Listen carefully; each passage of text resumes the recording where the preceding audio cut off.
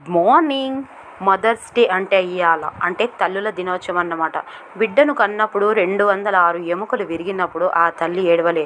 బిడ్డ పుట్టగానే సందర్భంగా ఏడ్చిన కళ్ళు ఇయ్యాల మళ్ళీ ఏడుస్తున్నాయట. ఎందుకో తెలుసా? డబ్బులపై మమకారంతో తల్లిపై మమకారం మరిచారట. అందుకే ఏడుస్తున్నాయి ఆ కళ్ళు. నవమాసాలు మోసిన కడుపుకు పట్టెడన్నం పెడతలేరని ఏడుస్తున్నాయట.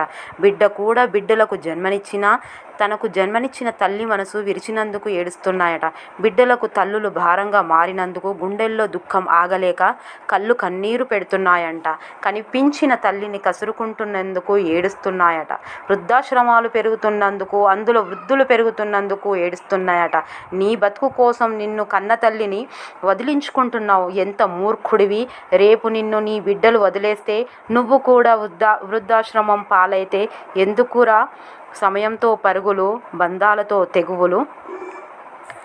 అమ్మతనం ఒక్కరోజుతో ముగుస్తుందా? అమ్మలేని బతుకులు ఊహకైనా అందుతుందా?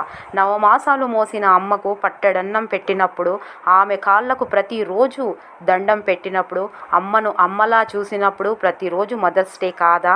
అది తల్లి విలువ తెలిసిన తల్లుల దినోత్సవం కాదా?